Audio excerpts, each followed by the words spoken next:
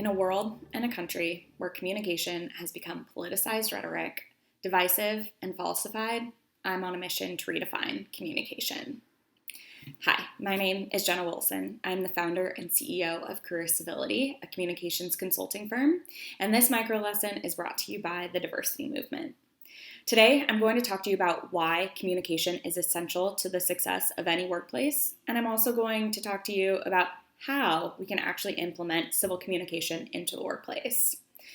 Everyone knows communication is a skill of the century. It's the number one soft skill that employers look for in employees, and it's the secret sauce to any successful relationship. Just ask my therapist. And yet no one actually knows what effective communication looks like.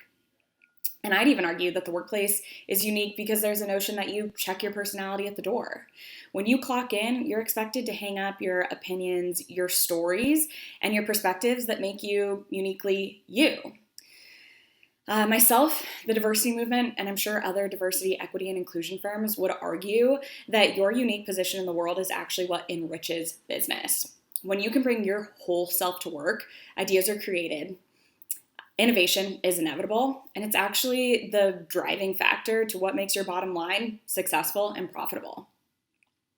Okay, but how can we collaborate and effectively communicate when we come from all these different backgrounds? Well, let's start off by saying I presume the reason organizations want you to check your personality at the door is because leaders are afraid that if uniformity is not created, goals will not be met. So I offer you civil communication. Civil communication is a tool to navigate the demands of the workplace while staying authentic. If we strip down what civil communication means at its core, civil communication is the act of communicating productively. I'll say it again. Civil communication is the act of communicating productively. So when you're presented with these challenges in the workplace, I offer you some responses that will de-escalate the situation and create room for that collaboration and understanding. If you're presented with a new idea, or maybe you're working with someone new in the workplace and you don't exactly know your working styles, you can start off by asking clarifying questions. You can start off by saying, what I'm hearing is. If someone's challenging your ideas and you don't necessarily agree, or they're proposing new thought leadership, you can always think or start by saying, I hadn't thought about it like that.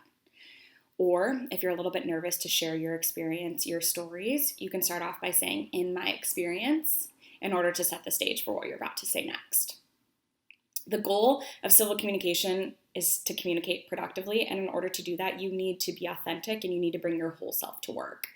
If you're able to embrace authenticity, you're able to encourage civil communication, I can promise you that the workplace will be a catalyst for change and will prove to be successful in the long run.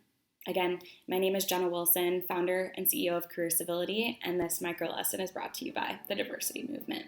I look forward to speaking with you again.